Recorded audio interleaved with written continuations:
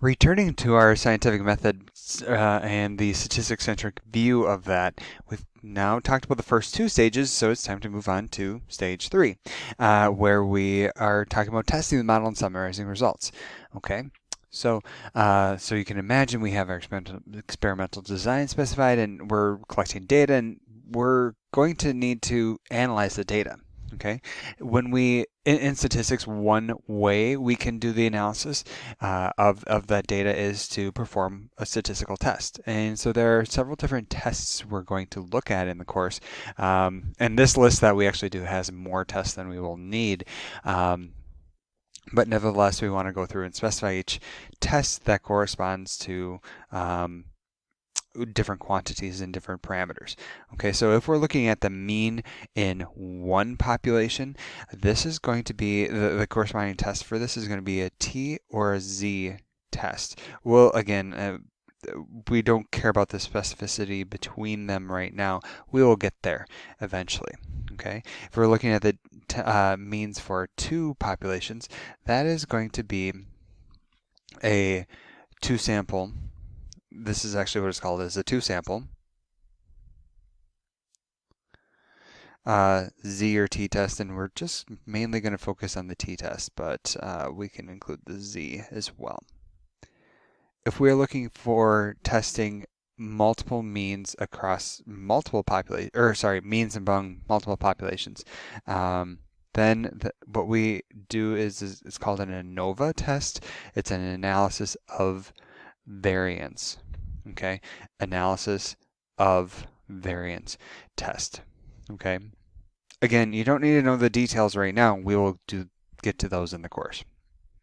If we're testing for a proportion in one population, that is a test for proportions, or test for proportions.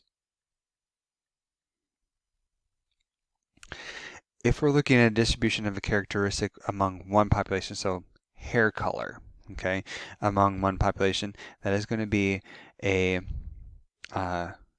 chi-squared test of homogeneity, or chi-squared test, and specifically the goodness of fit.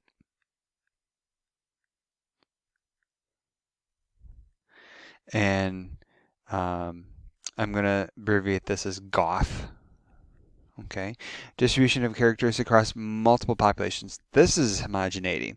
So this is going to be a chi-squared, not x squared. So it's going to be a chi-squared test, and this is going to be the test of homogeneity.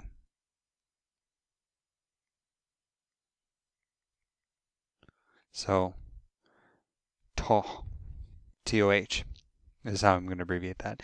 And then the dependency, this is a different version of a chi-squared test, and this is going to be the test of independence.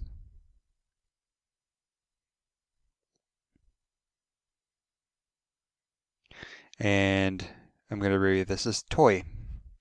Okay, so the next kind of what we're going to do next is look at different scenarios, understand kind of the context that we're in, and see based on the description that we're given which test might apply the best. Okay, so we're going to have to look for the number of populations and what we're testing. And to kind of help you visualize this, I think of it as a tree. Okay, and all I'm just going to say before we see it is that it does look daunting, that it looks like a lot. Okay, but it effectively boils down to asking yourself two questions. How many populations are there, and what quantity are you trying to gather information on?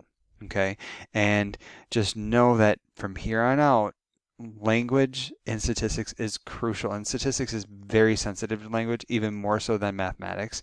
So in general, so just be careful. That's all I have to say. All right, so here is the tree. Okay, so you can see there's number of populations specified in kind of this first column, and then what quantity we're interested in the second column, and then it tells you which tests you need to do. Okay, so if we have one population and we're interested in the mean, that's where we do the T or Z test. And And so if we're interested in that dependency on two variables within one population, that's where we do that chi-squared test of independence. Okay, and you can see we actually have test of homogeneity for chi-squared in two different places. Typically, though, yeah, actually, test of homogeneity can be in multiple populations. So there we go. So in the next video, we will get a practice kind of working with this tree and using it to help us determine which tests we should use based on the context.